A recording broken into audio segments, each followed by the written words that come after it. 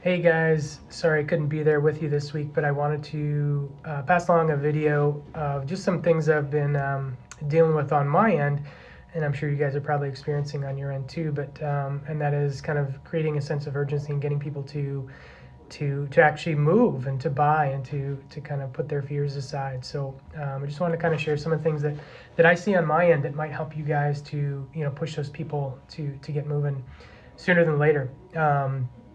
But the two big things I'm hearing on my end is, number one, people don't want to buy at the height of the market. They're afraid that the values are going to go down and that there's going to be a huge recession in the housing market and all this other stuff. And I guess those fears are somewhat valid, but all indications are that forecasts, at least in Rhode Island, seem to be, still heading up. Maybe not quite as fast as they have been, but certainly still pretty high and still forecasted to go even higher. And then the other one on my end is I often get, interest rates are too high. And, that's probably one of the most common ones I get. And I think people are often scared off by that. And they think that for whatever reason, they think they might be able to time the market. So they're going to wait and see where rates go because they're confident that rates are going to go down. And as we've seen in the past, that's totally unpredictable. Every time we see a forecast that things are going to go up, they go down, and vice versa. And that's been kind of the trend the last 6, 7, 8 years. Then COVID really kind of threw everything off. In terms of that too. So of course there's all different kind of things that can come up. But just for some perspective now, so you guys have an idea. So average rates on a 30-year mortgage, FHA as of today, 6.58%. On conventional, 6.39%. So when someone tells me, hey, the rates are high, I don't disagree with them. I do think that they're pretty high compared to where we have been, but that doesn't tell the whole story. Given those rates, Fannie Mae does predict that rates will come down on average to about 4.5% in next year in 2023. Whether that's right or not, I don't know. But that's semi-irrelevant to people who are buying. That shouldn't be their consideration. And I try and talk them out of that or kind of move them away from that conversation because it's not the most important thing. You shouldn't be timing the market. Anyone who thinks they can time the market is probably not doing that well, I would think. It's kind of a shell game where it's tough to win.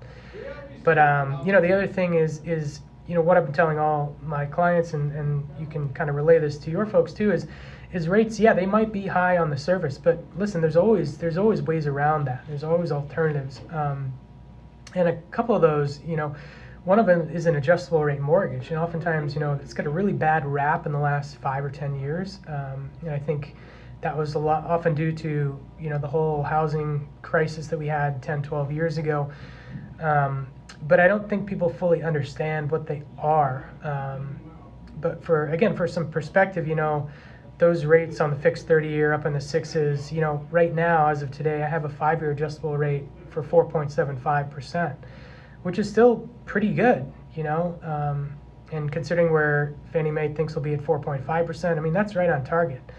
And so, that 5-year adjustable rate, that's going to be fixed for 5 years. So for, until 2027, they're going to have a rate of 4.75%. Now, of course, a lot can happen during that time. Rates can go up, rates can go down, and they have their choice at any point in that process to refinance and get a lower rate. Say if rates go down and they want to lock in at a lower rate, they always have that option to do that. And the other thing for just to kind of give you some idea of where we would be in the scenario of, let's say if someone had an adjustable rate mortgage. As of today, let's assume they're not in their fixed period anymore, they're in their adjustable period. The rate as of today in that period would be 5.26. So still it's less than our fixed rate loans. So you can kind of see, that it's not quite as risky as people might think. The fully index rate is what they call it, kind of when you start adjusting. And that's basically just taking the index rate, which as of today is 3.26, I think, or 2.26, but of course the Fed may be raising that today. So that may go up. I'm filming this on Wednesday, so Fed's about to speak here shortly, and we'll find out. But in any case, so and then the margin would be on that particular loan is 3%. Margin can change depending on different products. But so you just take those two, add them together. 3 plus 2.26, that's 5.26. That would be the rate as of today. And so that doesn't really sound as scary as saying, hey, you want a 6.58%, interest rate. The other thing, and we've talked about this in the past, I mentioned to you guys previously in our meeting, is the seller buy down. The seller buy down allows the buyer to get 2% below the market rate. Essentially how that works is in the first year, let's say if rates are at 6.5%, the first year they're going to have a 4.5%. It's going to go up the following year to 5.5%, and then it'll go to 6.5% for the duration. And again, these are just kind of stopgap measures to get them through these higher periods, we hope. If rates do come down and they have the opportunity to refinance, they can do that, and they can refinance at any point in the future. And oftentimes people push back and say, well, I still think I might wait, and that's fine and all good, but that's scary, and adjustable rates, I've heard a bad rap about them, and I hear all that too, and there's a lot of pushback on everything that I put out there, of course. But the other thing that doesn't get talked about a lot with buyers, or I guess doesn't get thought about a lot, is equity. People don't consider the opportunity costs of buying, how much they're losing by not putting that money towards equity. Instead of they're putting it towards rent, which, as we all know, is not paying any equity. It's giving that money to the landlord so they can pay their mortgage. So everyone who thinks they're going to wait and time the market and wait a year or two, well, heck, maybe next year we are going to be at 4.5%. But at the same time, maybe we'll be at, 6, 7, 8% appreciation in home values next year. And then they missed out on all that appreciation.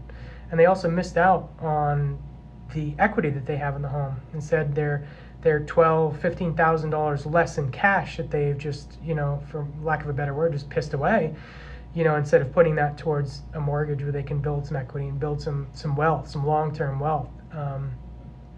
So yeah, just some things that I've been seeing on my end, and I hope you guys can find at least a few bits to take out of that and kind of relay that to your customers. But certainly, if they have any questions or any concerns about that stuff, point them my way. I'd be happy to have that conversation. I know some of those can be tough and intimidating if you don't know all the answers to that stuff. But that's the number stuff and interest rates and stuff. That's right in my wheelhouse. That's what I do all day. So anything you guys need, just let me know. I'll keep this video kind of short. I don't want to keep too much of your time, but I do hope to catch up with you guys. Some of you guys I haven't even met in person yet, so I'd love to catch up with some of you guys, whether it's a cup of coffee or lunch, or even just come up to the office to meet up and kind of meet you guys and get to know you a little bit better. And also introduce myself too. So, but to all those other guys who I have met, I'm sorry I couldn't be there, but I hope you're having a great week and a great month. Fourth quarter is almost on us, so let's go. We'll talk to you guys soon.